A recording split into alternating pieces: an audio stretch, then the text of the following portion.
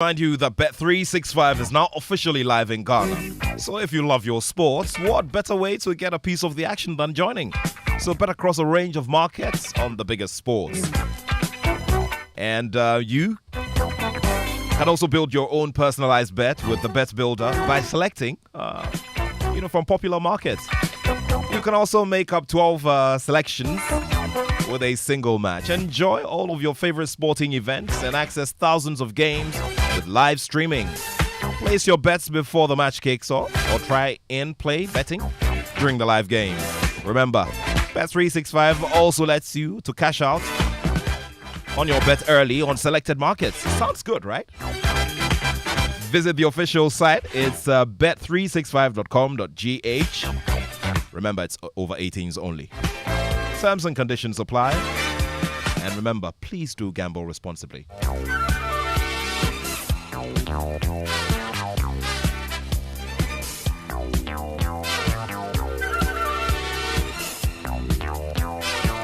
A couple of interesting things happened during the week. Of course, the trigger to have the conversation today also happened during the week. One of the major subjects, of course, was that big loss that Arsenal suffered at the hands of Manchester City, which now has thrown the race for the EPL title into a certain direction. Of course, social media also went agog with loads and loads of reactions and comments after that scene of Jack Grealish and Thomas Partey. Many are commending him for, just keeping his calm and keeping his cool in the wake of all of that.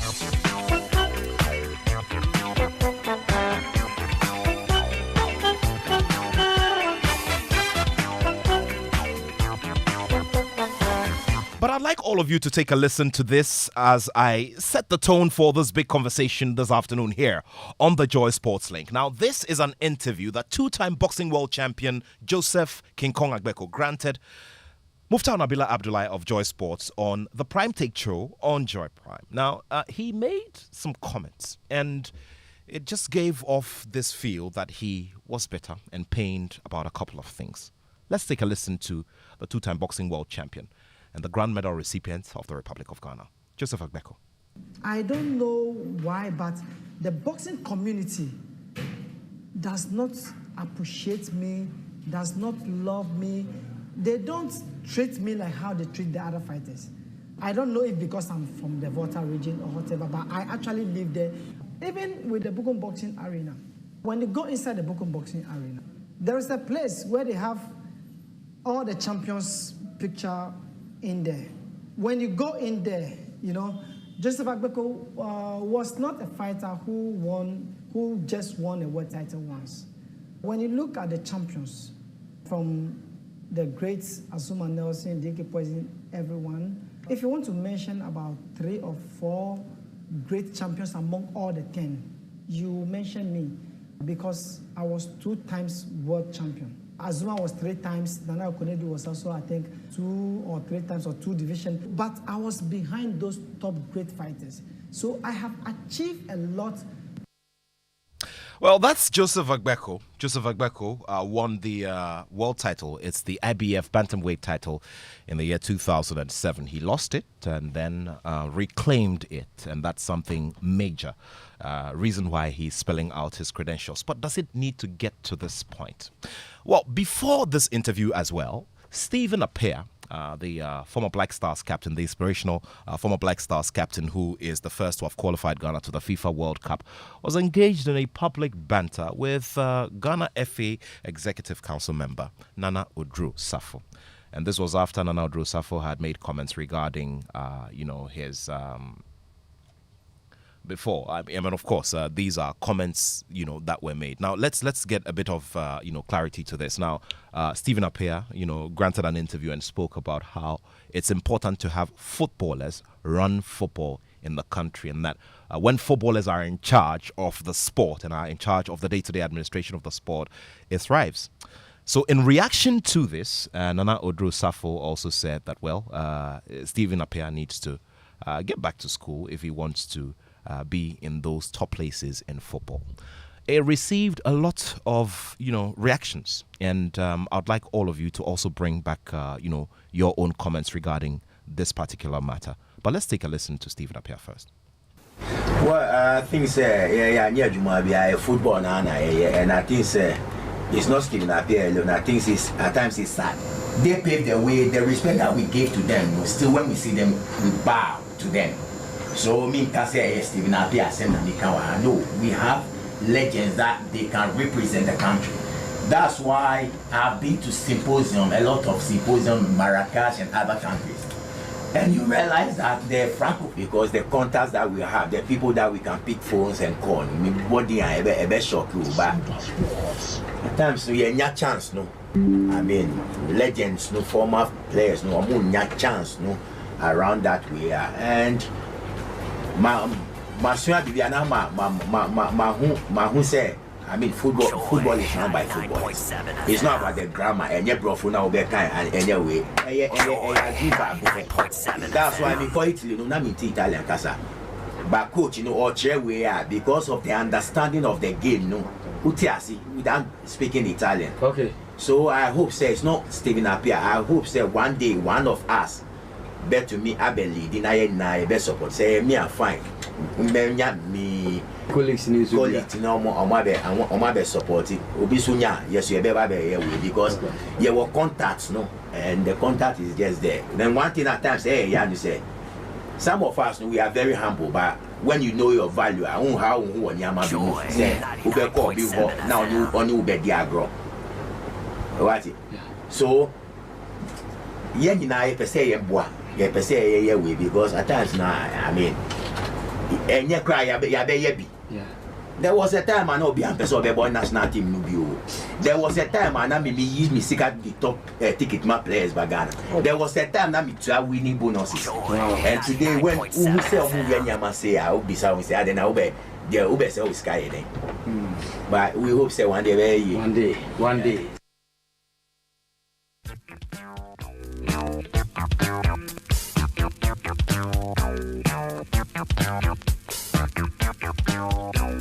Okay, so this was an interview he granted to Angel Sports. So let's take a listen to the reaction that came from Nana Odro-Safo, and then we can start the conversations here on the Joy Sports link. Just log on, get through to us, and let's have the conversation together. Follow, the trend, and of course, bring in your thoughts as well. Very, very important because you're part of this conversation here on the Joy Sports link on Joy 99.7 FM. Even the old player be in any opportunity to enjoy it, like Stephen Appiah, and we need opportunity to enjoy it. But unfortunately, you cannot bring somebody to a national team with that skill. Sorry, what ball that? Then just your manager. Okay. When you are drawn to a national team management, let's just say, corner what resolve issues or if there should be any. So I would need skill to resolve issue. How do you go there in the first place? Stephen Appiah was appointed a member of the Blaster National Team Department in 2020 on the party, the lead party, and as a something you're on boss. According to Timuka Krabi, following year 2022, he proposal management committee or turning it down. I believe that on countless occasions, the president of the FA, Akachi said, Anka on availing himself for coaching. Now, on to mean coaching and on Bibi, non from Bayer, national team in Juma, because Agua Stephen Appiah are big, so far as our national team is concerned. But, in some of kind, no correct, because I was baby, local, I'm going to Kwan. As the Kamuako, Manarama Senegal, Abladi Kuma, ways of Dormon. Anna, Uf Olili, Uf you are Uba Gordon Trump, Uba Tanku Ibrahim, Uba Didi Dramani, Uba Atram, I Appiah on Rankasa, Uba Tony Bafo Blaster Ayako World Cup, and he was the international relations for the Blasters. Blaster Ayako coach for Germany. Tony Bafo ne lead onslaught to Germany because Tony Bafo I have Veleno. You have learned a lot When Tony Bafo is sleeping, that's how tap on knock and say, look, do this for me. He doesn't need to ask you again and say, what did he say?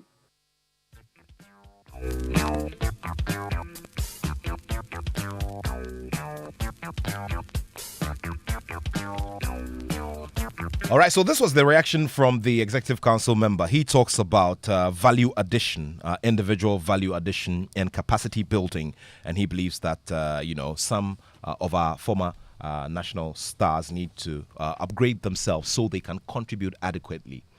It's received mixed reactions. Now, before all of this, something very interesting happened in France. Now, Noël Le Gret, who was the president of the French Football Federation, just days after making dismissive comments about Zinedine Zidane, stepped down. Now, Le Gret, who's 81, apologized to the former national captain Zidane after admitting that comments he made about him earlier were very clumsy. Now, Zidane had been strongly linked to succeeding Didier Deschamps as the head coach of France, but Le Gret told a radio station, the RMC radio station, that he would not take a call from one of France's most decorated players and added, and I quote, "I don't give a damn, he can go wherever he wants," unquote.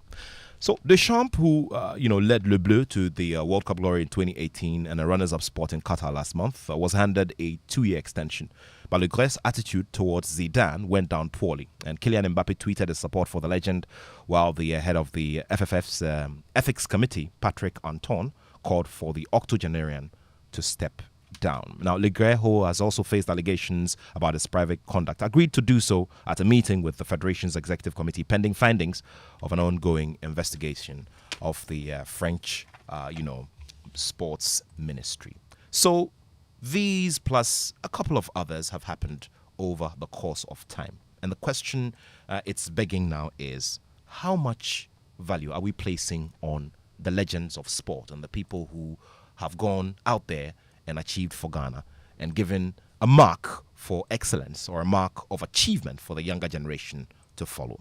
Now, to help us to break all of this down is the executive director of the Yaobewa Foundation. When I make mention of Yaobewa, of course, it's related to legendary skin. Yaobewa was the former chairman of Kumasi Asante Kotoko, who is the last to have won the African title for the Porcupine Warriors. I'm talking about the CAF Champions League. Now, he is celebrated as one of the best administrators of his generation and in the history of the Porcupine Warriors. And Mr. Kofi Bewa is his son. Mr. Kofi Bewa is a known specialist for development football and is also had many interventions that he's made over the years regarding discovering and developing talent and also making sure that these talents are getting big opportunities in different football markets around the world. He's got thoughts on this subject. We'll also be going virtually and speaking to Mr. Osei Owusu Bempa. By the day, he is, a health administrator, but his first love is sport and, for that matter, football. He is a senior football analyst, and he'll be joining us with his bits of history. Also, later on, we'll be joined by Mr. Yusuf Chipsa, a former player of the Black Stars and also who is secretary to the Professional Footballers Association of Ghana, PFAG. PFAG is the Ghana arm of the welfare wing of FIFA. All of these and more here on Sports Today. Join us with your comments. I'm sure that you are burning within to share your thoughts on this particular subject.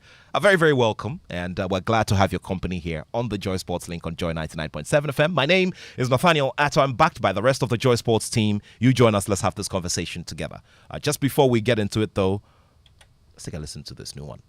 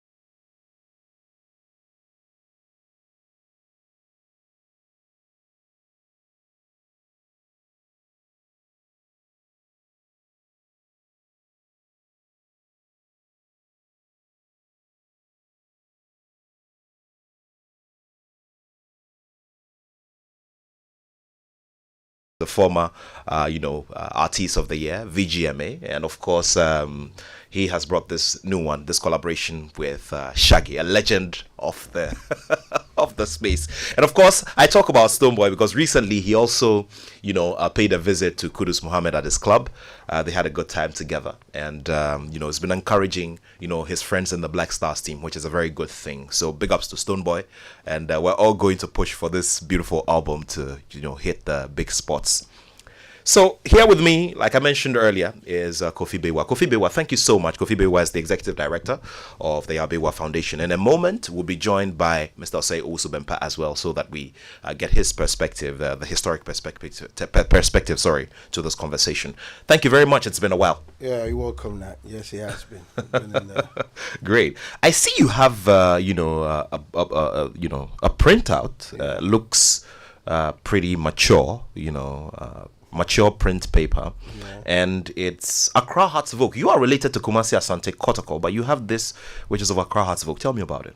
Yes, I do. This is a copy of a book that was done to celebrate Hearts' 57th anniversary. I see. And you see, I think I was nowhere near Mother Earth around that time. Neither was I. Neither was I. But the conversation that we're about to engage in, I think that it boils down to, if you know where you're coming from, then you would know where you're going. Football is an industry. And as an industry, you take holistic ways of dealing with issues and programs in terms of developing.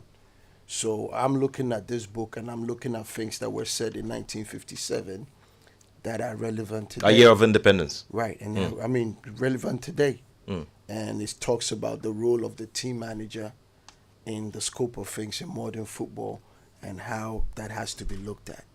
And I'm saying to myself, these are issues that we speak about now. So this discussion that we're about to have is holistic. Stephen spoke about it, but there are legends like Arthur Wharton, the first black professional footballer who was a Ghanaian. And up till now, we still don't acknowledge that. Granted, he never played in Ghana, but don't you find it ironic that now we are going into the diaspora to bring players from the diaspora to play for us, but we had someone who left here to go make a mark outside, and we still will not acknowledge it. So I want us to look at it and see that, yes, efforts are being made, but it cannot be made in isolation, because there are people and foundations that work in these areas. And in order for you to better yourself, these things have to be looked at right from the grassroots level. Right from the grassroots level, indeed. Let's pick the two scenarios. There's so many of them, and I'm throwing back to yesteryear, and I'm taking a look at some of the cases, especially those where former national stars became charity cases, and it had to take the intervention of some of my colleagues to get them some assistance and all of that, and you're trying to measure all of it. Unfortunately, we do not have the means immediately to measure how well we've done as a nation, but we just want to start with some of these examples. Let's start with Joseph Agbeko's example. What he said. You listened to him. He talked about tribalism. He talked about, and this is not only in boxing, it's across board. How do you feel? How do you feel about the comments he made? As somebody who studies sports, and football, I agree with Joseph Agbeko. Football or sports, including boxing, is a reflection on society.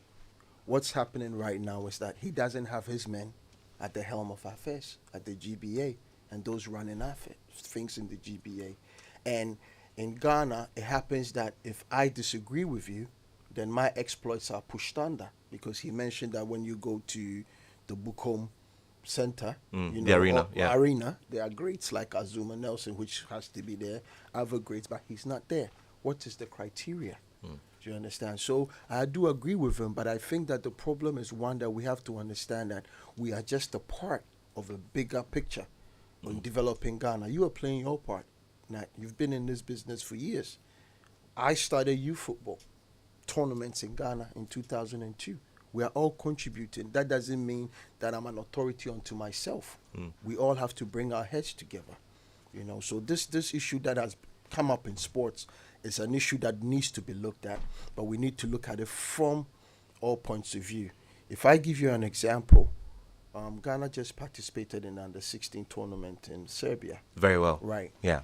Do you know the kids that went, are supposedly under-16? They went during the school period where schools are supposed to be open. Yeah. Right. Do you think that the FA got permission? They will be able to prove to us that they got permissions from the schools for these kids to go and participate. Now, play devil's advocate. These kids are not in school. So how do these kids turn on to go play Premier football, and then after football, what can they do? They have no education. So we need to look at all these things holistically and say that while you are in it, these are the opportunities that are there for you. For example, if a player is about to end their career, maybe the last 2 years, the clubs should be able to offer to pay for them, to take coaching courses, management courses, these courses, so that they can make that transition. Over here, we don't do that. And the players themselves also don't better themselves, especially, we speak football, but in relation to Joseph Abeko, I think that the factors that are used to determine who gets honored are flawed. I see. They're not based on merit. Okay, let's take a listen. Let's go back to Stephen Appiah as well. Stephen Appiah sounded pained as well. Now he refers to times when he paid for his colleagues to join the national team and all of that. And I mean, if I'm thinking that if we've said enough thank yous to him, or we've shown him enough love for the work he's done for Ghana, he wouldn't want to refer to these things on a public platform. Sure. And now it goes back to it. You see, they did have to take Stephen to say that. We were all in this country before 2006, when it was difficult to get players to play for the Black Stars. It was when the intervention of what's our brother, the ESP group that came from South Africa to the Gophers to pump in $3 million into the Black Stars. Very when well. The salaries went up, that everybody wanted to play for the Black Stars. So yes, what Stephen is saying is right. But Stephen did not have to say that. I'm sorry, Nat, your brother journalists, they don't do enough research. That they should have made that point for Stephen. That listen, this is a gentleman who at one point was dipping in his own pocket to pay for players just to play for the country. I mean, if you look at America, if you've served in the army, even if you commit a murder, there's a way they handle you because of the fact that they believe you have served the nation.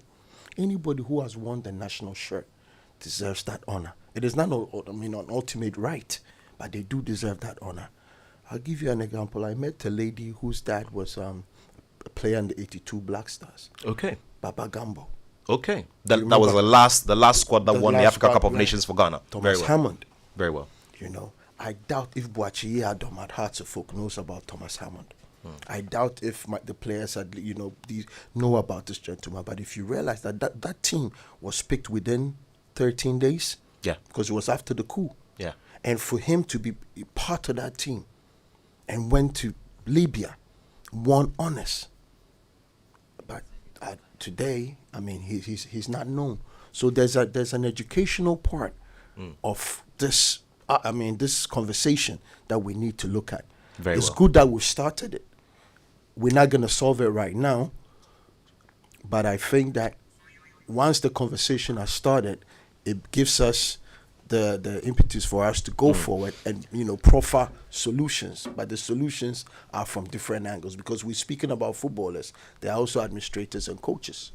Yeah, they are groundsmen. There's a gentleman who used to do the grounds at the Accra Sports Stadium called Baba. He used to make sure the pitch was, excellent. Now he walks around like a desolate during matches asking for handouts. But he made these pitches possible for these players to excel. Can 2008, all these things. So I think that if we look at football as an industry where journalists, footballers, coaches, administrators all have a part to play. You mean sport in general? Sports, exactly, sorry. Sports as an industry. Then we can come up with solutions, because then stakeholder forum can be put together, where suggestions can be put in place, and realize that we can't nip it in the bud right now. We can't start to work on it, but we have to work on it, in a broader sense. In a bit, we'll be joined by Mr. Seo Usubempa, senior sports analyst. He's going to bring us a bit of a historic perspective. Another question that's bugging my mind at this time is whether, and I do not believe that we do have that kind of measure, that as a nation, we do not have set criteria for honoring people. It looks like something that comes on the spur of the moment and comes as and when. Yes. You look at people, athletes who've won medals at the Commonwealth Games, at the Olympics. They say there's a cash reward, and then, sometimes based on conversations, something else is done. I do remember that Stephen Appiah and his squad were all honored with grand medals of the Republic of Ghana, and that was done by President J.A. Kufuor at the time. Sure. You look at the case of Joseph Agbeko, for instance, back in 2008, a year after he had won the world title, the IBF bantamweight title. President Kufuor honored him and 243 other individuals. So there are many things have been done. Now, when you look at, I'm looking at the case of these former national footballers of the Black Stars who won the Africa Cup of Nations. For many years, we had many of them cry out to say, look, we haven't been thanked properly, we haven't been appreciated properly. So I remember very well that before the 2014 FIFA World Cup, then President John Dramani Mahama gave a token amount of 1.7 million Ghana cedis to be distributed amongst these stars. Eventually, I guess that it put an end to that conversation.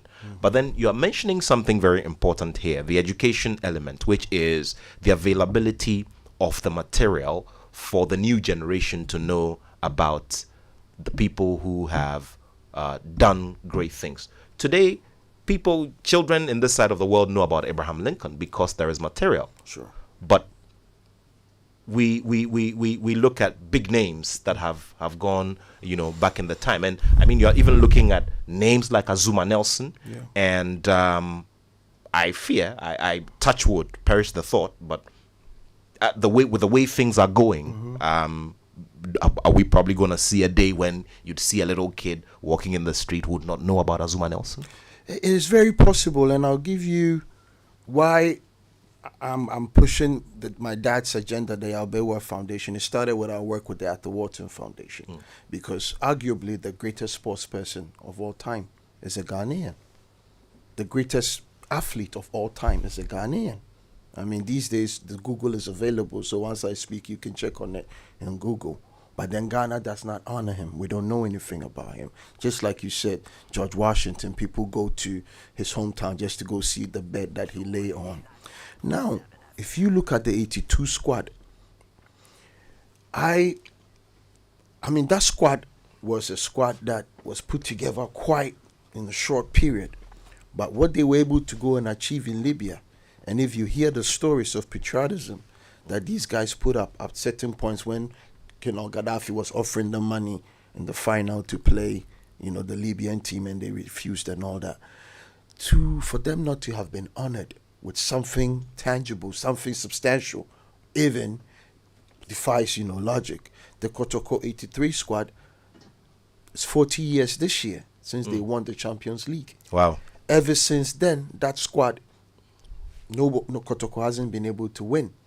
And you're talking about world-class players, Joe Carr, Kwesi Appiah, Ernest Appel, Setan Pedu, Adai Chenchehine, Papa Akon, John Bannerman, Albert Asase, Ibomens, Opokunti. These are top players.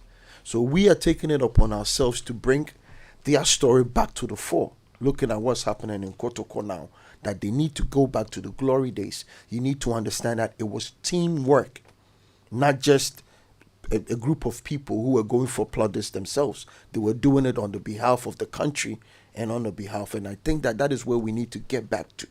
Because, touch wood, if anyone in this country, any kid doesn't know about Azuma Nelson, then that means we have an issue. So that brings about the need for us to have institutions such as museums and even clubs themselves. Why can't Hearts of Folk or Kotoko or even the Black Stars pick a day, a birthday of, say, Abdul Razak, and say that we're putting information out on the media for kids to learn about Abdul Razak? His goal in 1978 got a handshake from the goalkeeper after he scored, because the goalkeeper was, bewildered with the goal that was scored. These are great people who are within our midst.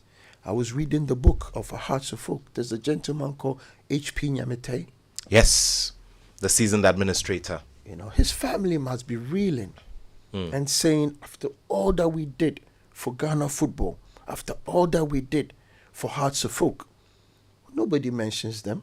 Well, the farthest I can remember is the naming of the Swag Cup. Now, the Sports Writers Association of Ghana, ahead of every awards night, Yes. or which is a yearly affair, Right. has the big game that is played between two big clubs. Right. Now, the Swag Cup over the year as well, the focus, obviously because of sponsorship and issues, has not been as consistent as it used to be back in the 90s and back in the 80s and all of that. But that trophy was named the H.P. Nyamete Swag Cup, and that is, as far as I can remember, in terms of the kind of honor that was done, this gallant administrator. You've made mention of education and placing museums and all together, and this will also take us back to the story of Honorable Edward Osei-Kweku, who passed on Yes. after an accident. God bless his soul. He served as sports minister. God bless Uncle. And I remember very well that he brought up the idea of having a sports museum. Yes. After that, I remember that Honorable Dr. Mustafa Ahmed, during the NDC era, also made this, but he couldn't be in office for too that long. long, right. So we do not even have a sports museum. We don't have a national sports museum at all. Right. And the reason why is that, you see, people want to be able to accomplish things within the tenure of their service. But history will tell you that people lay the foundations for others to come and build on it. Very well. Right. So given that, they wanted to do it, if they had partnered with the private sector, which government is within this era encourages, then the idea would still be there, irrespective of who is in charge. Because you see, these are revenue generating, apart from the fact that they're educational, they are revenue generating avenues for us as a country, us as a club, us as a sports fraternity. But what we need to understand is that it's an ongoing thing. And once the idea is brought out, people need to champion it. People need to push it. It doesn't have to be an individualistic thing that I brought this. You may have brought the idea, but somebody else implemented it. And that is that's why I keep saying that sport is a reflection on society. What is happening in sport today is happening in Ghana. Every aspect of it. I did this. I brought this. I'm the one who can do this. So provided that you are not part of that group, no matter how knowledgeable you are, you will not be. Because up to today, I haven't seen in football Ghana tapping into the knowledge of Tom Vernon. Right to Dream. Yeah. I haven't seen that. I see we pick his players, but we haven't tapped into his knowledge. This is a gentleman who, for the last 15 years, has been able to build a franchise or an entity that he sold for 150 million pounds. And we have Kotoko and Hearts here, and nobody's speaking to him. You only take Kudus and make noise about Kudus. Take his other players and make noise about them. He's building them onto bigger things. But then what happens is that sometimes the credit goes to him outside. But then these things were done Right here. Right here in Ghana. Kofi Bewa is my guest here in the studio. And joining us virtually is Mr. Osei Owusu-Bempah, a seasoned sports analyst. And he is, he is joining us from the heart of the Garden City. Good to see you this fine Saturday afternoon. The Tano River to 4 key pollution points. Okay. I'd like you to, speak up a little bit so we can hear you better. I mean, I'm sure you've monitored the conversations for a bit, and you've got initial thoughts on these developments in recent days about our legends and the general feeling amongst many of them based on things that have happened that there is no level of appreciation. Is it that we've grown a society of lack of appreciation for achievement? What is it? There are clear signs of attempts to use the river as a washing base for mining. Okay, can you kindly unmute your microphone? The assembly member for the Mumuni electoral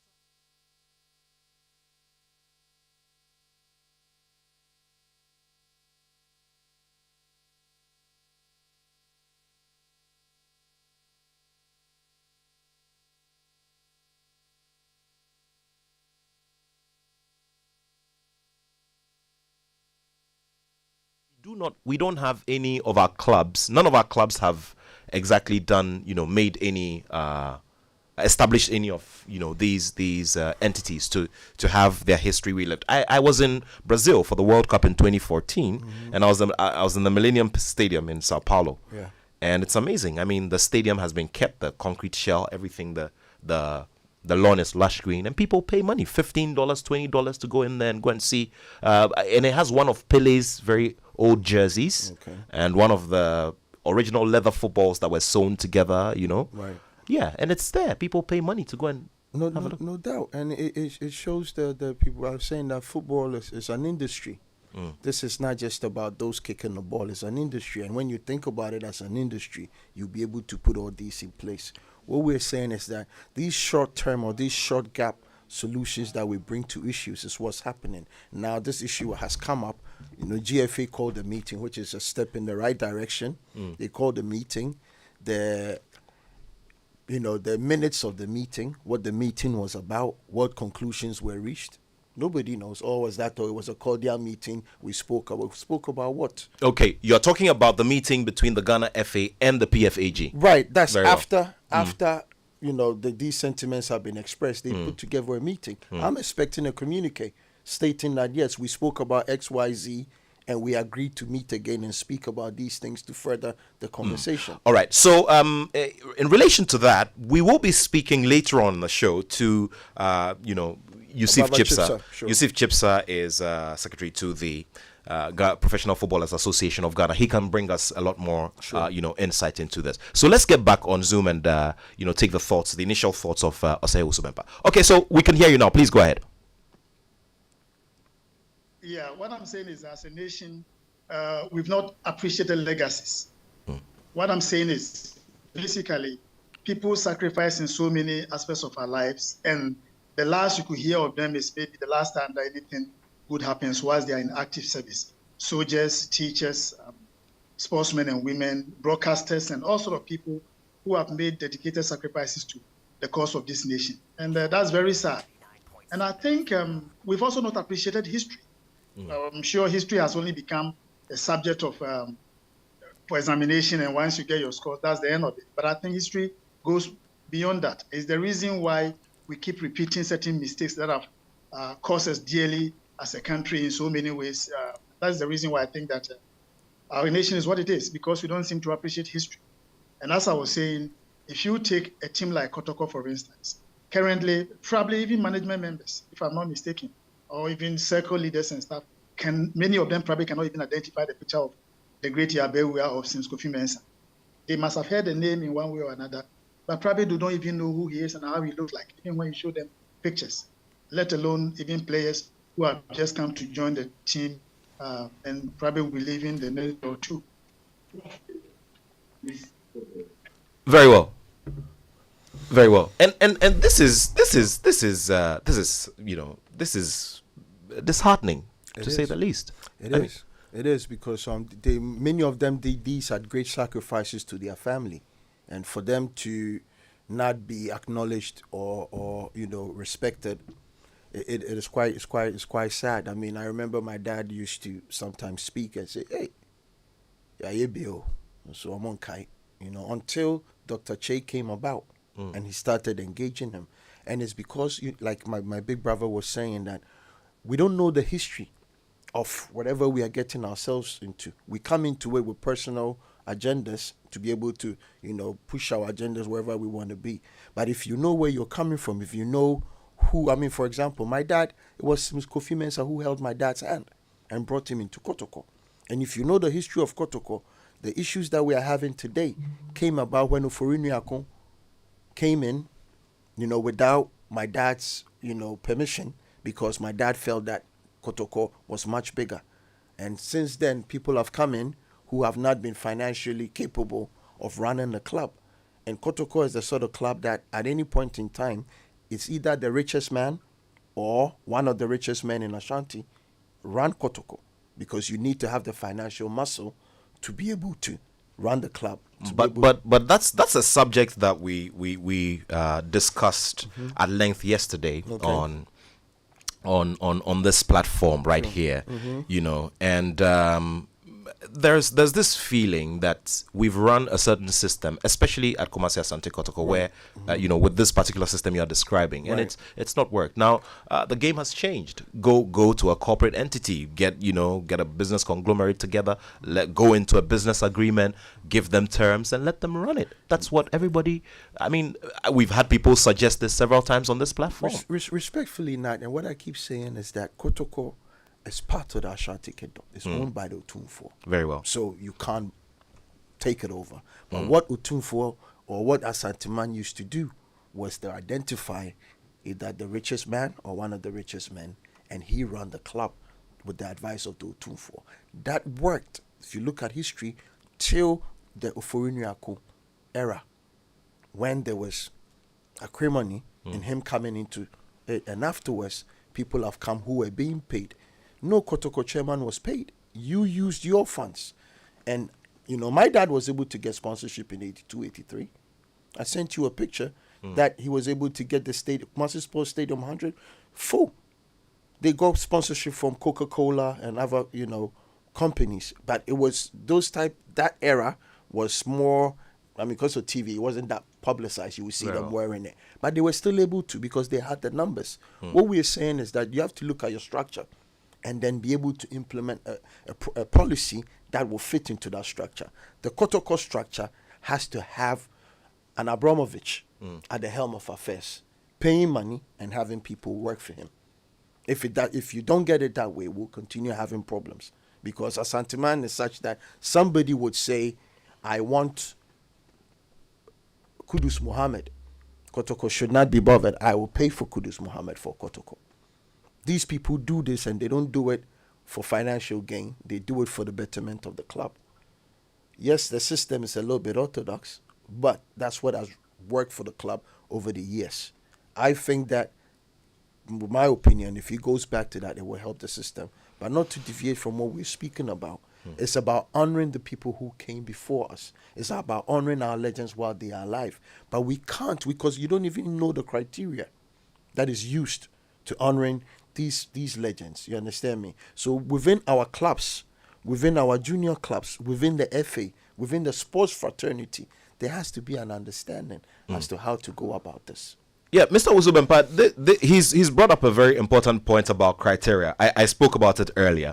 And that seems to be another major block, so that then we should have fluidity regarding eras and generations, so that once everybody comes in, they know that, look, you've done this, you've won something at the continental level, this will be done to say thank you to you, your name goes here, it's permanent, so that all the other generations that will follow will get to see. We do not have anything like that. Yes, because our clubs are not run on policies and programs. They are run on individual dreams and aspirations, and sometimes when they wake up in the morning, they think this is the way we have to go. That's the way they go. I mean, you're talking of Kotoko, for instance. Do you have anything like a recruitment policy for Kotoko? No. How do we get the next generation of managers? No. How do you recruit your coaches? There's nothing like that. So it becomes the decision and the feelings and wishes of whoever is in charge at any point in time. It's the reason why things, just as Kofi said, we cannot continue a lot of things. Somebody comes in, probably do not also explain their programs very well to everybody's understanding. And so when the new person also comes on, it does their own thing. And I think this issue of policy direction and programs and whatever it is must come from the owners. So board members are just appointed and quote unquote, they are expected to maybe dole out some money to finance the club. But you can dole out as much money. If you don't have policies on which to run your clubs and institutions, you always just spend money to not yield any results. It's the reason why, for example, under the single administration of Dr. Kwame Chee, for example, a lot of money was said to have been spent, but virtually there was nothing to show apart from participating in the group stage of Confederations Cup. And that was not, to me, that was not enough. That's not Kotoko standards. If you are talking of institutional structure, we're talking of what persists in the alley. We're talking of what persists in Wydad Casablanca and others, where, currently, let me just say this, that the current president of Ali was the captain when Kotoko, he was actually the head striker when Kotoko won the African Cup against them in 1983, Mahmoud El Kati. Interesting. He's been there, he's gone through the ranks of Ali, through management and everything. Today, he's the chief executive. And over there, people are also, because there are regulations, policies, and programs, we don't just get up and fire managers and CEOs and stuff because they are not performing. Sometimes you give them time. Ali is a team that was formed in 1907. I think it's about 115 years now. They've had only 19 CEOs. Kotoko has had probably twice as many since the 21st century, since 2000. And so how do you expect to? The average tenure of an Ali CEO is 7 years, 8 months. And if you have 7 years, 8 months, there's a lot that you can do. It's as much and as long as a presidency is in office in Ghana. And so if you have 7 years, 8 months, you probably can have the first 2 years experimenting with various things, getting some few things wrong and getting them corrected. And then when you hit the ground running, the next 4 or 5 years, at least you are there to win something for them. It's not for nothing that, for example, they have 10 trophies. The continental trophies, I'm talking of the Champions League, in addition to Super Cup, Cup Winners' Cup, Confederations Cup, and also other trophies. It's a well-planned institution, but we don't have those. It's the reason why we continue to falter. Well, the solution end of this is something of great interest, and that's what we always like to establish on this platform and on this show. Now, question now is, we need to start looking forward and we need to start correcting this. Sure. As a society, we need to start correcting this so that it can become a reference point for other sectors of our national lives. Sure. Okay? You've made mention of the United States of America, service to the military and how, people who serve are treated, and, how it serves as inspiration for all those who are aspiring to get there. Sure. Now, we do not have a national museum. We have a limited number of books. I'm talking about literature on individuals who have done great. So I was the master of ceremonies for the launch of Asamoah Gyan's book. Yeah. Recently we had the launch of the great Nana Kumi Gyamfi's book, C.K. Gyamfi's book, the man who was responsible for getting us success, at the Africa Cup of Nations on 3 occasions. 3 occasions, yeah. And so on and so forth. I mean, you're looking at athletics, you're looking at all these names. Look, off the top of my head, I'm looking at the man, for instance, Professor Francis Dodo, who previously served as president of, Ghana Athletics, who for about 24, 25 years held a record for the long jump here in Ghana. Sure. Okay. We look at, Rex Broby. Rex Broby was Africa's fastest man at a certain point. Okay. Now, young people who are getting into sports, I mean, you go to the sports directorates of our tertiary institutions. And my question is, where is the literature on these persons, and where are, the visible elements of the history, so that, there can be something that we can all look up to? Yes, Nat. You see, when you were running, you look at Kwame Nkrumah. When Kwame Nkrumah wanted to develop football, he brought in Ohene Jan. Yes. Because he knew that the man had the expertise. So he gave him all the resources to be able to go ahead and do this. Now, this question that you asked, like I keep saying, football is an industry. We need the players, we need managers, we need administrators, we need academia to be, and that's why I put it on your doorstep that I am sorry, but I believe that the sports reporters in Ghana have done the game. I mean, sports. They've done us in because there's so much information. You talking about Professor Francis Dodo. I just told you about Arthur Wharton, a gentleman born in Jamestown, held the world record in Victorian England. I mean, world record for 30 years. 30 years. Do you understand? 3-0. Do you think that if Professor Dodo acknowledges that, puts it together with his, we put a proposal to the IAAF, we can't get something to put together, I mean, a museum here, knowing that Attoh Wharton was from here, Rex Dankwa was from here. Rex Broby, Broby was from here. Professor Dodo was from here. It is the same. So this argument that, or this conversation that has started, we need to, like we say, go back, honor those who started, and then let the trickle, so that we would understand that once you know what sacrifices a person puts it, you honor the person, and then you also get honored once you move on. But where do we start? We start by putting the people who know how to get these things done. If it's an international consultant, then hire one. Because the story of the 2006 World Cup has to be told. How, just like Steven said, at one point he had to pay tickets for players. He wasn't the only one who did that. Tony Yeboah, Abedi Pele. Yeah. You know what I'm saying? So these stories need to be told so that the young ones, because, the English have a very good program of mentorship in football, where when you are in a team, Liverpool will come and visit you. You will take a picture with him. I mean, we saw Mbappe with, Ronaldo when he was a kid, because he has somebody to aspire to. But if you don't know that there was Amusa Bodomashi, you think that you're the best striker that has ever produced. But this was a gentleman who Pele was running after the game at Accra Sports Stadium. He's still alive in Bole, somewhere in the Upper East. We will wait for him to die and then go and donate 10,000 cedis. Do you understand? And that's our psyche. That's how my big brother was saying that sports is a reflection on society. Ghanaians, this is how we think. Everything is about us, what we can do when we are in power, and take all the credit. If we start thinking as a whole, like our forefathers did, then we'll be able to, because we have stories. There's Anas Seidu, Mr. Thunder. There's Muhammad Inlai from RTU who came to Hearts of Oak. There's Kwame Danger. There's so many stories that can be told to generate revenue for these same legends. In order for, if there's a replica I think the last time won the African Cup was 62. If there's a replica jersey of that with Infum or somebody, won't we buy it? Of course we would. Can a percentage go to Infum? Of course it can. But somebody would take it upon himself and go to China and print it all by himself, if the idea comes to him, rather than bringing it into the bowl to be part of a holistic solution to a problem.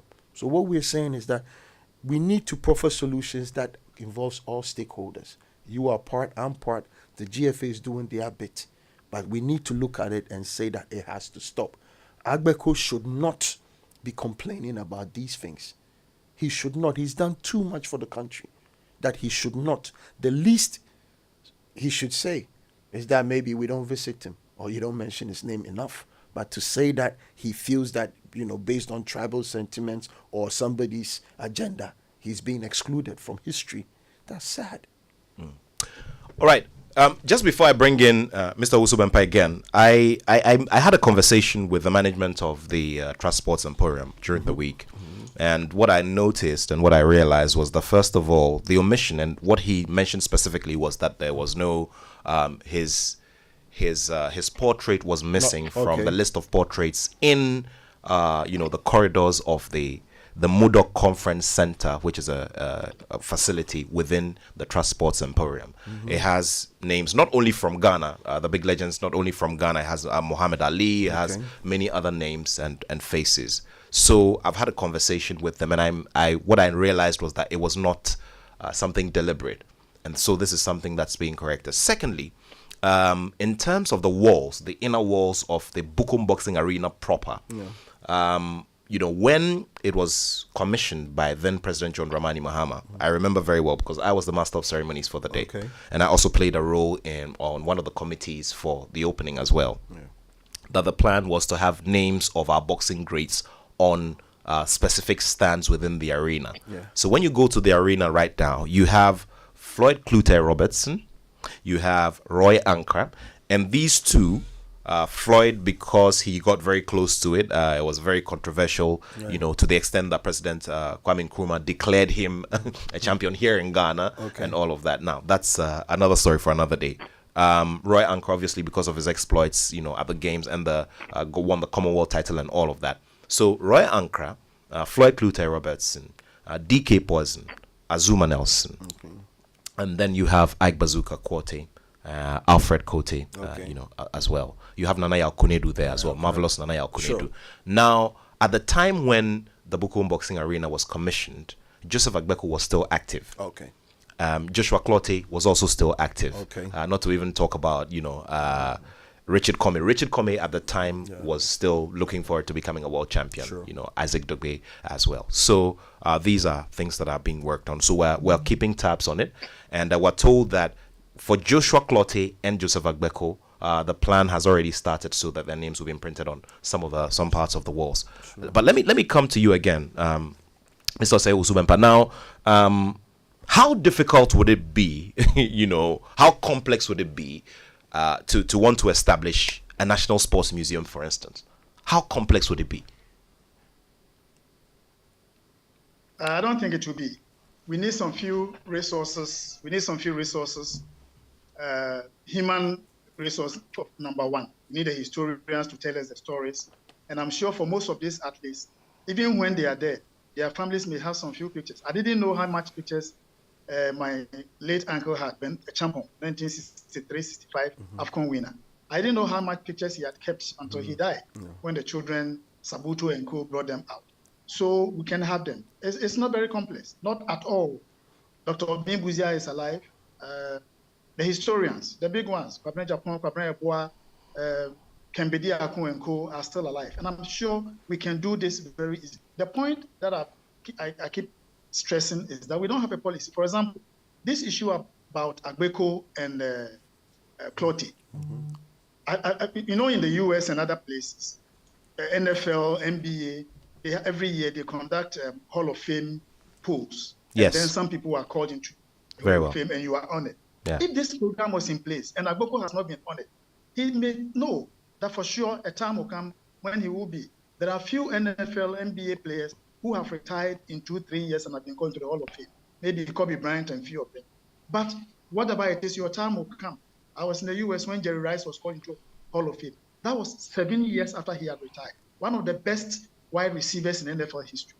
So the point is that we don't have the policy. Once we have the policies in place and people know that we are following the policies very well, some of these complaints will not come. Now, if you respond to Agbeko and Clottey, obviously it will be that because they are complaints, the reason why they've been brought back. This example and the explanation that you just got, very genuine on paper in every sense of the word. But the point is that it may obviously seem as if these guys were complaining, so let's find a place for them. And I don't think that's very fair. It's not very simple, but it's also not very, very difficult at all to embark on such a journey to be able to recognize our heroes. They are not asking for money. To the best of my knowledge, that's not what they are asking for. Let me give you an instance. In 2021, when my late uncle passed away, Bennett, we went to the GFA, myself, in the company of Mr. Kofi Pare, his playing colleague, and Reverend Oseko. Went to the GFA, met a very high-ranking officer at the FA, the doorsteps of the FA, around the compound, the car park. And then, Kofi, a very loquacious old man, asked this gentleman, do you know the man on my left hand side? Actually referring to Mr. Kofi Pare. The man looked at him, this FA official looked at him in the face. So I'm trying to recall, blah, blah. Kofi said, Bema, we know I can say, this is Reverend Kofi Pare. Obviously, this guy could not even tell that was him. Because if you go to the camp of the Black Stars, you don't even have pictures of some of these guys pasted at their dining or their waist or whatever hotels that they are sleeping at. The same doesn't apply to England. It's a different story altogether. If you go to the English camp, I'm sure you've been there several times. Kofi, with his experience, must have been in the camps of many of the European teams. And you go to their dining halls where the team is camping. If it's a World Cup tournament, European Nations Cup tournament, or even Champions League, where they are spending 2 or 3 days at a hotel, all these pictures of their great players are pasted there. So it will not be difficult for you to even see this man. For example, a person like Jose Kofi. If you know Kofi now, look at his pictures of 50 years ago. He looks almost the same. He's not somebody that you can easily miss. So if some of these pictures are there, it will not be difficult at all for the players to recognize. I'll give you another instance. In 2011, when Ghana played, I think, Swaziland in Accra, 2 days before the game, let me mention the name. This Samuel Inkum had just finished training at the Accra Sports Stadium. I was standing at the VIP lorry car park with Kwabena Yeboah and Reverend Oseko. Inkum got the greeted Kwabena, and there were other issues that I don't want to talk about. So Kwabena asked him, "Do you know this man standing here?" referring to Reverend Oseko. He said, "No." Then Kwabena said, "What Ibrahim Sunday did?" He said, "Yes." "Have you heard of Joseph Attoh?" He said, "Yes." "Have you heard of Oseko?" He said, "Okay, this is Oseko." Inkum very respectfully got down on his knees, apologized, and then greeted Reverend Oseko. But I'm sure if he has seen his pictures twice or 3 times somewhere at a training camp or whatever it is, I'm sure he wouldn't have had that difficulty of identifying who that person was. And I'm sure as retired stars, when some of these incidents happen, they feel embarrassed. They think that society has forgotten about them after their last game. And that's how everybody feels. I mean, you work in certain places, after some years or months, you retire or resign, go back there and people don't even recognize you. It hurts. It really hurts, especially for sportsmen and women. So I don't think it is going to be difficult for us to do some of these things. When the current FA was establishing various committees, I personally advised that they should establish a committee for legacies and history, however they would call it, to be able to tell our stories, how they were. I don't think that committee has been established yet. In fact, on that day in 2021, when I went to the FA to inform them of the passing of my uncle in the company of Oseko, I don't know whether this thing has changed because it's been a long time since I've been to the FA. At the reception, when you enter the first gate, the first door that gets you to the reception, there were some pictures of old coaches over there. I saw Doya. Yes. I saw Milo. And so Oseko was like, me master a picture referring to CK Jamfi. Yes. Osam Dodu was not there. CK Jamfi was not there. Ibrahim Sunday was not there. Jones Attoh wasn't there. And I found it very, very, very insulting. As a historian of the game, I'm not saying that I don't appreciate mobility. I do. But you cannot appreciate a Samuel Jan more than you appreciate a person like Amusa Badamusi that Kofi just mentioned. Okay, and that's the reason why sometimes we see modern day players and we give the impression as if we've not seen their kind of players before. They are doing very well, the young ones, but I'm sure there are players who have played way better. But because television was not what it was at the time, media was not what it was. And media had not evolved as much. Yeah. It's the reason why some of these stories were not told. We hear stories of how great a player like Joseph Attoh was. Joseph Attoh's legacy in Ghana is only in the respect of his position as a coach. But as a footballer, this is a guy who went to Ethiopia, played in the Cup of Nations in 1960, and before he left Ethiopia, a city had been named after him, Asmara. But not until he had the opportunity of coaching House. I'm sure Jones would have just gone away without anybody recognizing him. Even as a coach, what has been done for him? On this same program, I asked whether somebody has got his famous white pants or his coolie high. Well, a good time to probably get his one of his children, engineer Calvin Jones Attoh, so he can talk about it. Interestingly, it's very rather funny and coincidental. Now, joining us on the phone to contribute to the conversation is the CEO of Primeval Media. Primeval Media, our sports marketing communications agency, who were responsible for brokering the Unibank Black Stars, official, financial sponsor deal. Away from that as well, the Primeval Media, the CEO of Primeval Media, was key in putting together a testimonial game a testimonial game for the legendary Cecil Jones Attoh. He collaborated with Multimedia. He collaborated with Joy Sports some years ago when the legend was still alive. We put together a game at the Accra Stadium to honor him. It's interesting that he's joining the conversation now. So good afternoon, Chief Larry Attoh, and good to have you on the show. Good afternoon, Nat. Good to have you too. And let me say hi to your listeners. And of course, when you have a superpower on the line, it makes it very difficult sometimes for you to even put your thoughts across because very, very story. Very well, very well. Okay, so let's get into the conversation. I mean, you are not new to the space. I mean, you have made your own interventions with the Jones Attoh story because at a time you sat back and thought, look, we need to start this process and start it with this man because he did X, X, and Y in our football. Right, nice. I'm very, very happy you started with the only said that we have in Ghana football. Yeah. The whole idea has to do with you. Okay, you've lived in. I lived in England. Came back, and I saw what they do over there. So as a company, I put the team together, and I said, "Look, if we don't do something, trust me, at the end of the day, the truth is that, like the Bible says in the Ecclesiastes, there's time for you to be born, a time for you to die. He will pass on, and they will not have anything to celebrate it." So I have that discussion with, again, a very legendary person that you and I relate very well with. That's Coach Adi, because of blessed memory. So I spoke to Coach Adi and he said, "Look, Chiano, this is a very good thing. We have to do it, and let's do it in a very, very nice way and all of that." I've heard Ozememba talk about, yes, his coolie high and his white shirt and everything. So on that fateful day, you realize that that's how he dressed. We have to go through all these things just to make sure that, look, some of these things are very, very critical and very, very happy because the generation after us, it appears that, look, they are not really interested in what our predecessors or people of yesteryears did for this country. So we did it. But at the end of the day, whatever people decided to do and all of that. So we couldn't achieve the ultimate. And the ultimate is to make sure that we put him out there. But whatever that happened.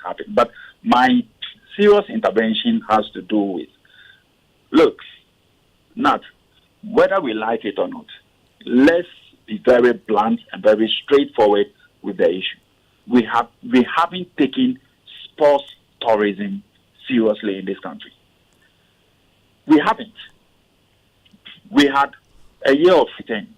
Tell me, did you see any sporting activity in the year of return? Great point you've brought up there. The other day, I was, recently, on my trip to the US when I was within the camp of Top Rank Promotions, and the legendary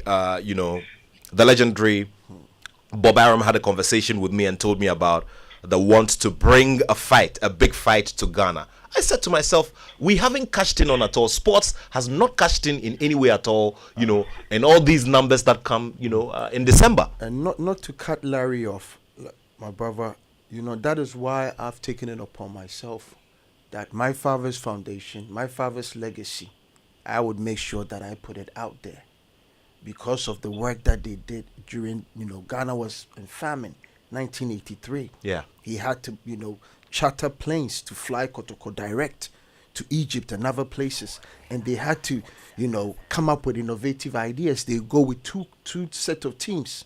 One will stop somewhere in Liberia, play a friendly match, and then the plane will take them wherever they go, and on their way back they will pick them up in order to foot the bills. There was an issue in the final with Sunday Ibrahim when he wanted to play Yaya Kasum. My dad was like, no, you have to play this player, and Sunday was like, listen, if you don't let me do my job, you can have the team. So there are stories to be told. I'm telling you, as we speak now, we're in the process of speaking with El Ahly. El Ahly is excited to play Kotoko. because since '83 they haven't met Kotoko anywhere else, and the last time they met them, Kotoko beat them 1-0 in Kumasi. If you see the iconic pictures, so you see, we as a foundation is partnering with discussions with Translight Solar in order to let the next generation and learn about my father and Kotoko, that 83 squad, but at the same time bringing solutions to electrical problems that they have. So you need to get innovative. Translight Solar wants to put up their solar systems. Very well. We need the funding to be able to get into the schools. We need these kids who are coming up as footballers to understand that people came before them. So sports is the common denominator and the platform. Exactly. Great. When great. we using that for social change. So I understand where my brother is coming from perfectly. Very well. It is very, very difficult. Is it Bewa? Yes, it's Bebwa. Yeah, Kofi Bebwa. Larry's me. Not. Yeah. So Larry, you were making a point. Yeah. I would say it's a conspiracy. So Yes. Larry, you were making a point about cashing in. Before Yeah. I came back to UK, and we've been talking. We used to talk a lot. Yeah. But you see, let me share this with you. It's something that I have to tell you. You see, I grew up at Adabaka. Not you went to a very good school. You went to a church with your sister, who is my wife. I mean, you are that about people, so you would not appreciate some of the things that we say. Look, from Adabaka, where I used to live, I could walk to the Accra Sports Stadium. And I saw a lot of portraits. I would see Razak, Polo, Mama Kwa, Chen Chen Hene, Ose Kofi, and this. Great guys, and I'll go back home and I'll ask my late dad, my uncles. I saw certain pictures, and the is Polo. Who is he? Then they will walk me through and all of that. Oh, it's this person and all of that. Then my uncle also had a notepad book, and he had these pictures of these great players like Usefri, Pokunti, and the rest in there. And that was my motivation. I was like, wow, these are great players. When we did the Vodafone Unity match, 2016. Yes. Stephen Appiah, Larry Kingston, August Naifo, and the rest. You were part of it, so you know the great guys who were. Yes, so we decided that, okay, let's do what they do in England. I mean, Man United will visit a community school, engage them and all of that. So let's go to a typical town community. So we went to the Gamashi area. Not to our surprise, they couldn't mention one local player. One. We are not talking about international school. They couldn't mention one local player. The names that they were giving to us, they were all foreign-based players. And I was like, look, this thing is serious. Then I asked myself, my own son, he doesn't know anything about Kotoko, he doesn't know anything about House of Folk, but he can tell me everything about Man United, Arsenal, Madrid, and the rest. So the truth is, just like the entertainment industry, the other industry, they've made it upon themselves that they have to push their industry out there. We are not doing that. All we try to do is, okay, this person is not good for FA president, and let's do the criticism and all of that. But our heroes, the things that we have done. The very first time I went to the United States of America, I was in DC. My accent gave me up. And the guy walked to me and he said, you're a Ghanaian. And the first name that he mentioned, he said, so Nelson. And when they said Nelson, Ghana, we know Azuma. Oh, yeah. So I was like, Nelson. So Nelson, the boxer, and I said, Azuma. He said, yeah. He's this, he's that, and all of that. Larry, before you continue, I'd like to add something to this. So I was on a trip to the US in California, to be specific, in 2011. Now, Joseph Agbeku was fighting Abner Maris on the, on a rematch for the IBF bantamweight title. I was one of 2 Ghanaian journalists who covered that bout. Now, when we closed from the Honda Center in Anaheim, I met 2 white, and I'm being specific here for the purpose of the conversation, 2 young white boys. I mean, they looked 21, 22. I mean, 20, between 20 and 22 years. Excuse me, are you from Ghana? I said yes. And then the next question was, we hear Azuma Nelson is here. He attended this fight. Is it true? And I said, no, unfortunately, he's not here. And I was so amazed. I mean, the pride I wore out of that place, even though our boxer had lost, was just priceless. It's amazing. Larry. It's amazing. Yeah. Please carry on. Nat, the great Dr. Komadu for Senior. Yes. Our former Minister for Finance. You, in the intro, you mentioned about the Unibank and all of that. So definitely. Kwesi Nyantakyi, the former FA president, is my weakness. George Free is my weakness. We went to him and we're having a discussion. As a minister, he said he went to Turkey. And when we got to Turkey, and I know he's a Ghanaian, the very first name they mentioned, Appiah. Yeah. Oh, Appiah. Oh, Appiah. Oh, Appiah. And he said, look, they didn't mention the president of the country. Even him as a minister of finance, they were not interested about him. Appiah and all of that. My issue here is very, very simple. The truth is, it's either we don't believe in the industry that we are in, or we think that it is still recreational, it is still an amateur football association or amateur sporting discipline and all of that. But what we have, how can you have Azuma Nelson, who is a Hall of Fame person, and we can't leverage on him? We can't do the things that we do. And we go out there, we can't carry some of these things along for them to sell our country and to bring the people here. And I said, we did year of return. We have done beyond the return.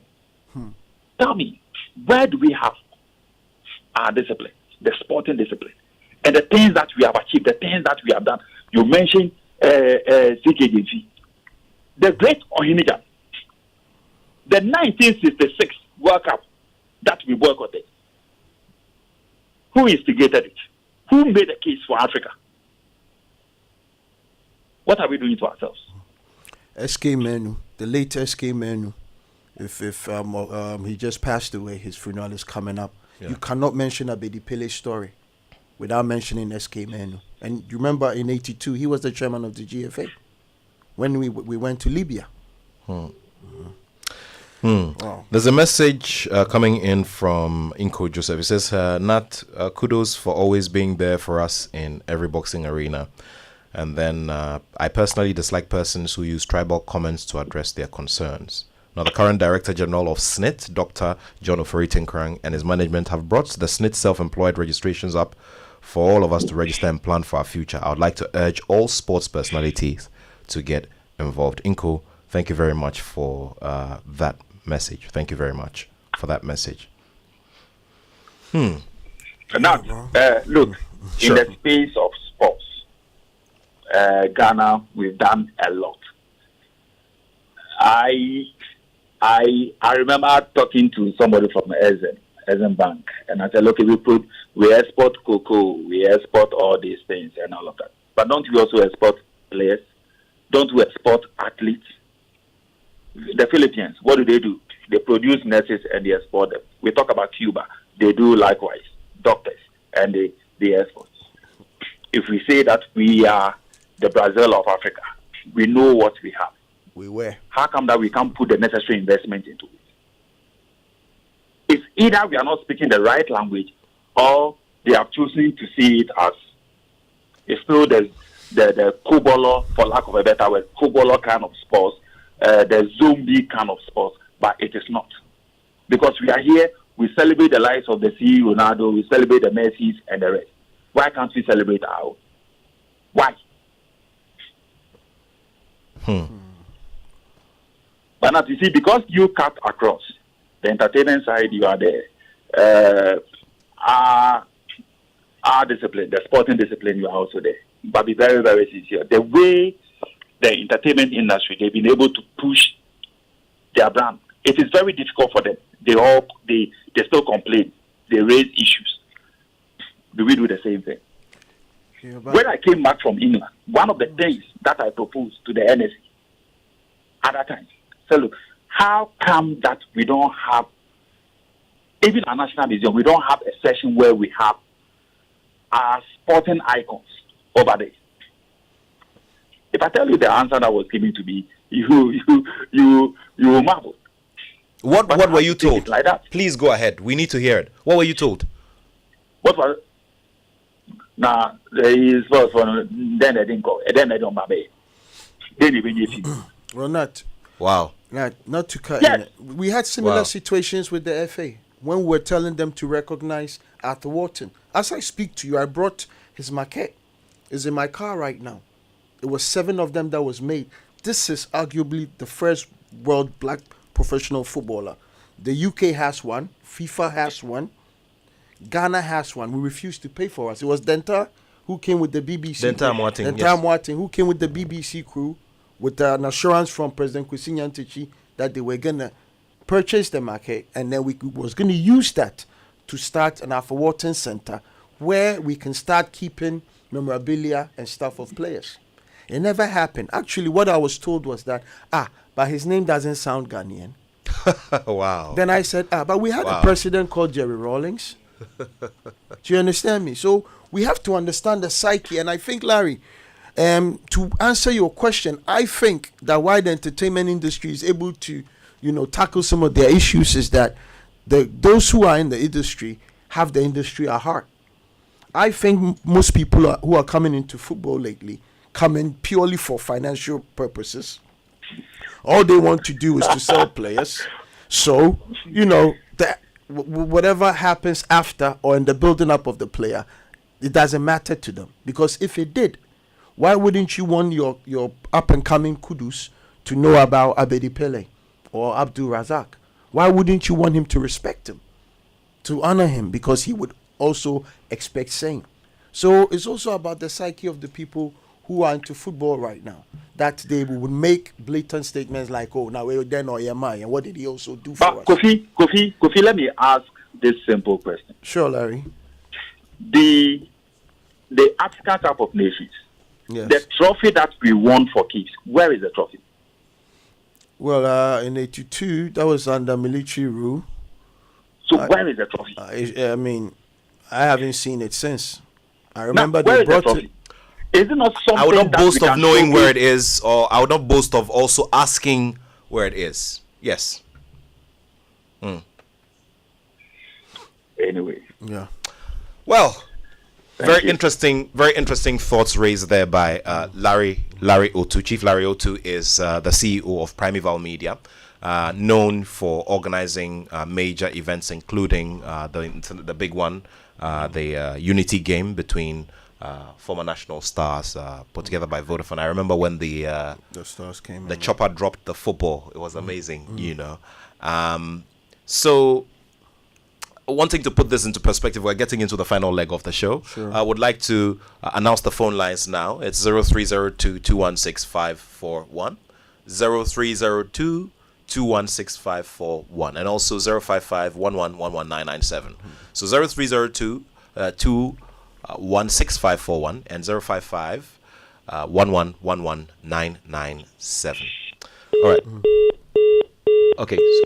All right. So let's get back to Mr. Osei Owusu-Bempah. Let's start looking at putting all of these in perspective. Clearly, we're also in a society where people at the helm and people who have the power to take or make decisions are also having a certain attitude towards appreciating our history, documenting it, and making a whole ecosystem and a whole economy out of it. Okay, that's a question too. Mr. Owusu-Bempah, yes. Sure.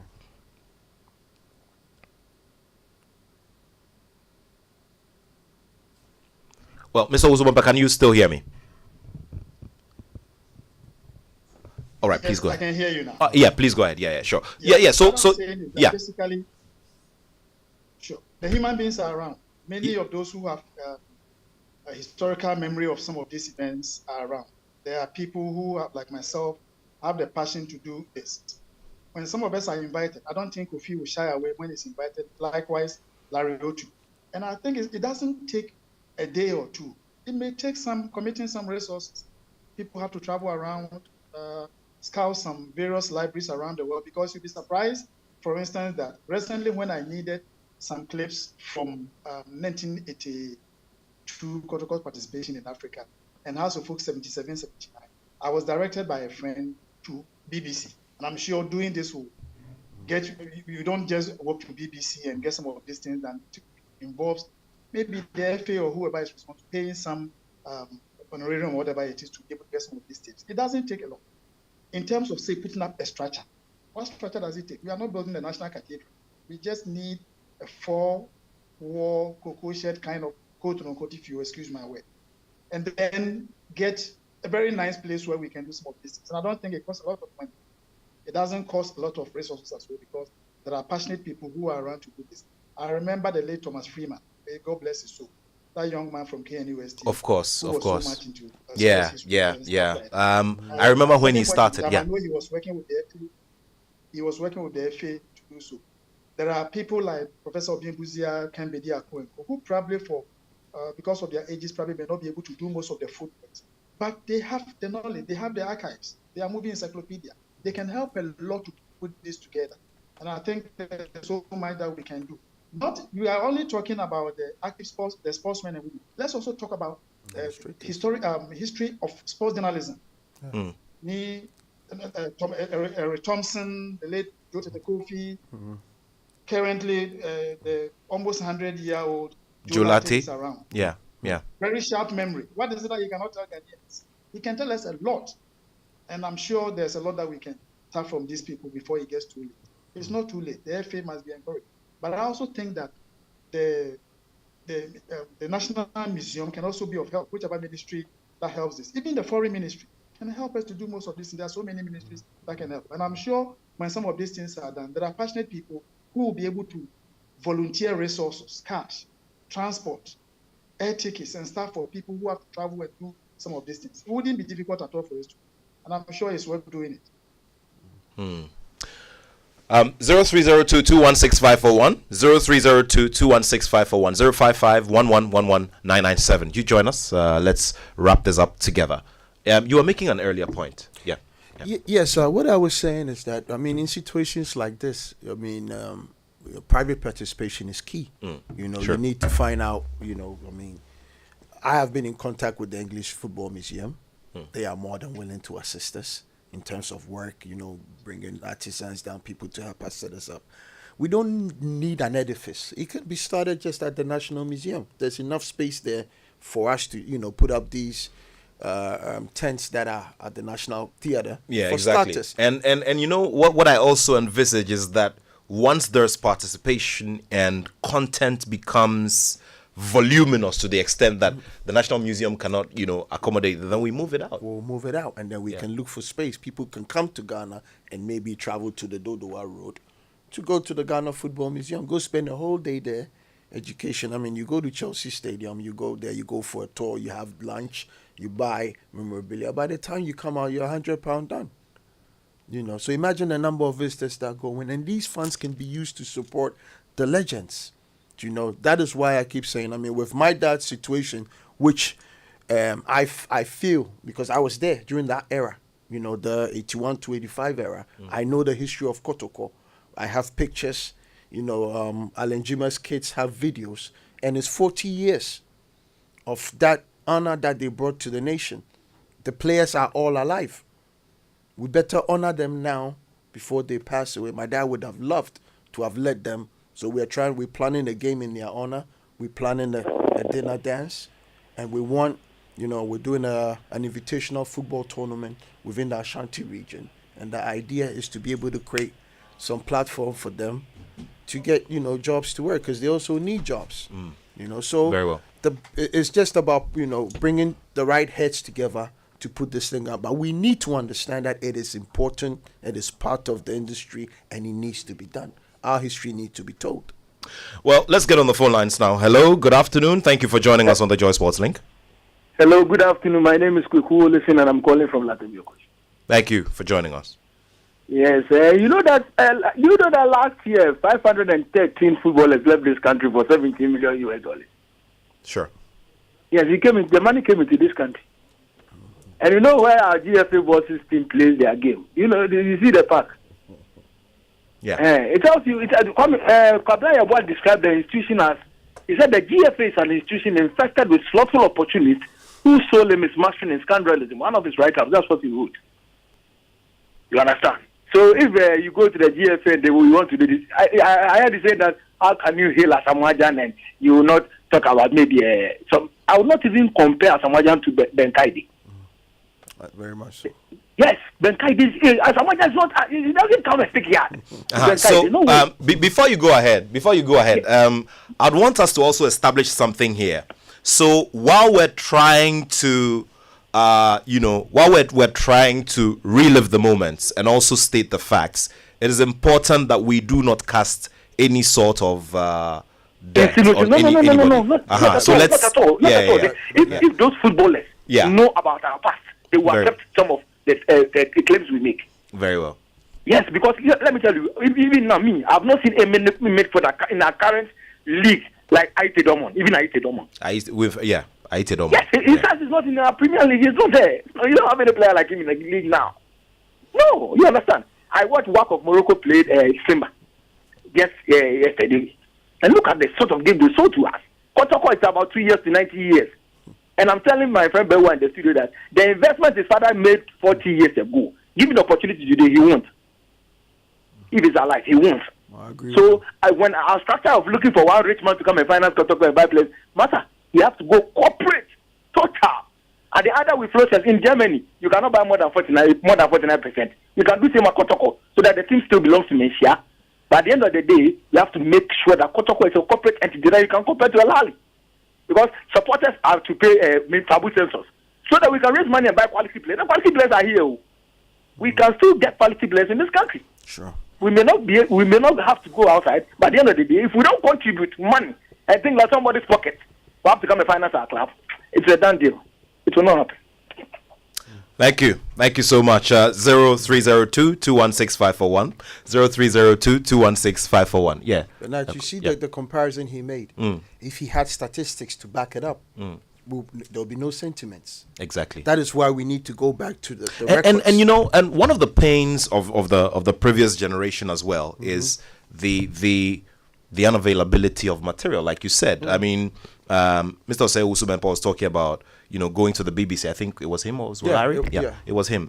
Talking about having to go to the BBC. I mean, even our independent story. I mean, if you're looking for the full documentary, I mean, the full elements and full complements of the documentary of our independent story, we still do not have it here in Ghana and have to go, to the BBC. Rather unfortunately. Let's get back to the phone lines. Hello, good afternoon. Hello. Thank you for joining us. Thank you. I think the structures are not that there. Yeah, kindly tell me your name. Can you kindly tell me your name and your location, please? My name is Yao. Very well, I'm calling from Airport Residence, New York. Please go ahead. Yeah, I think the structures are not there because if you travel, you can see the structures are there that you can go to maybe Chelsea Stadium to go and look at those players that play for Chelsea. I quite remember when I was young, my uncle used to take me to Kotoko Stadium to go and look at Babaya, those people, but here, there's nothing there. And I grew up in the sports arena, like I've been with the athletes, Eric Cancer, Aziz Zakari, we were living in Heidelberg, Germany,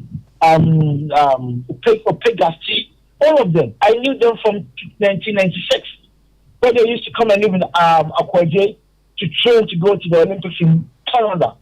I've been with the athletes, I knew them, and sometimes the things that they go through and what they talk about, it doesn't even inspire the young ones to get into athletics. I don't understand. We all turn our attention to different things, but things that can bring the country money, we are refusing to focus on it. Very well. Because sports in general, it's a big business. Very well.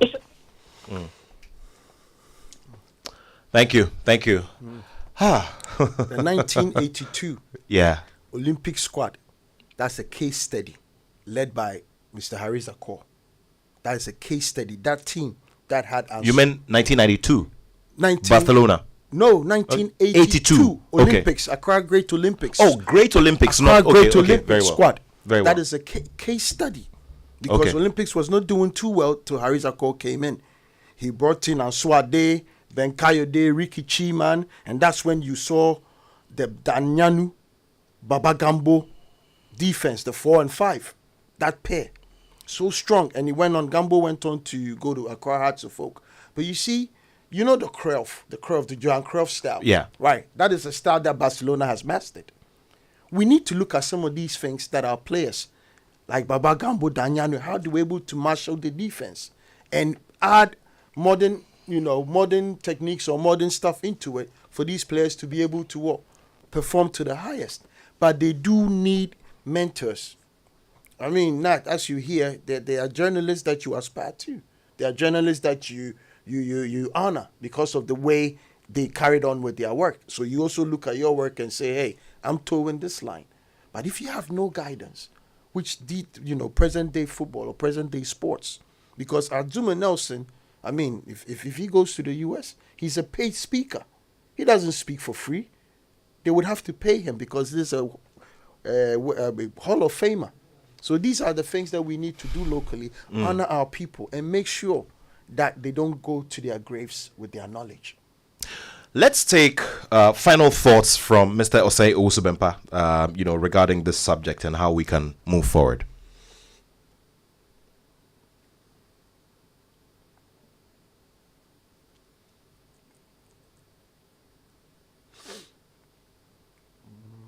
Okay. Mr. Owusu-Bempah, can you still hear me?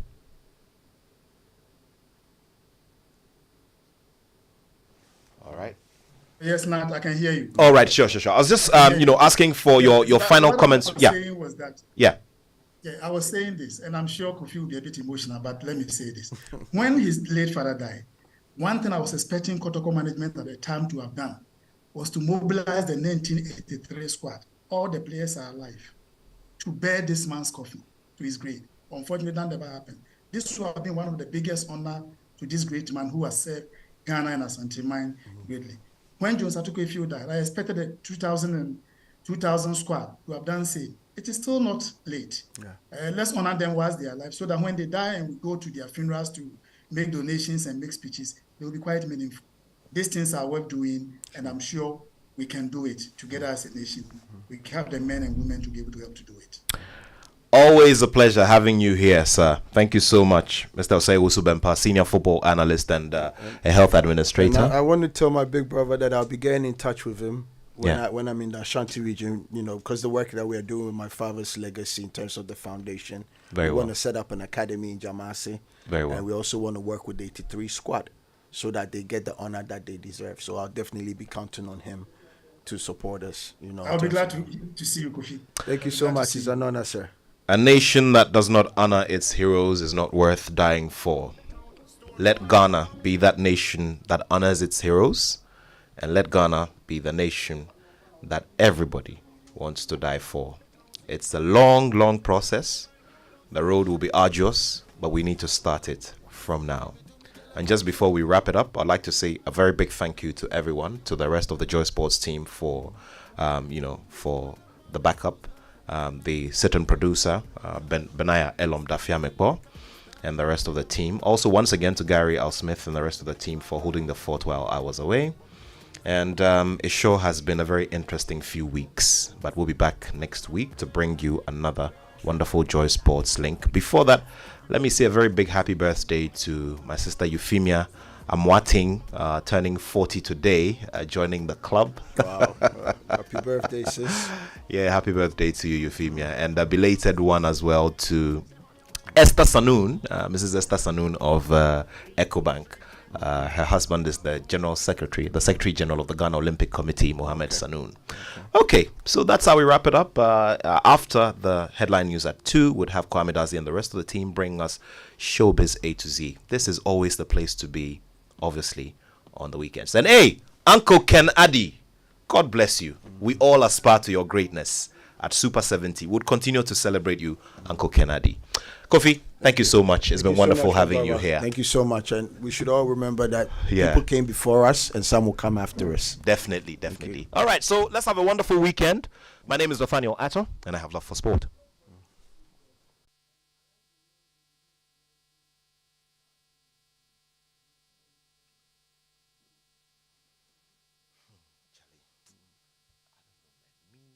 Joy 99.7 FM.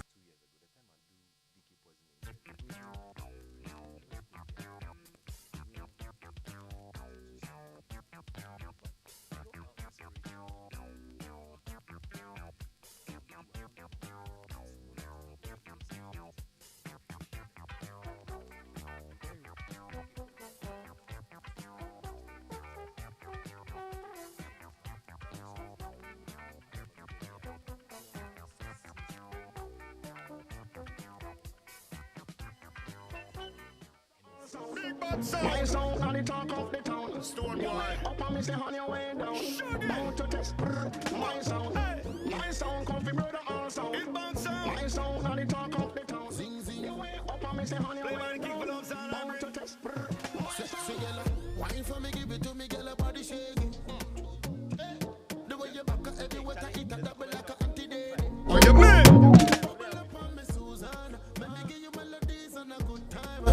Speed it in like a Mustang, make a pull up a Bugatti Hosanna. Wahala,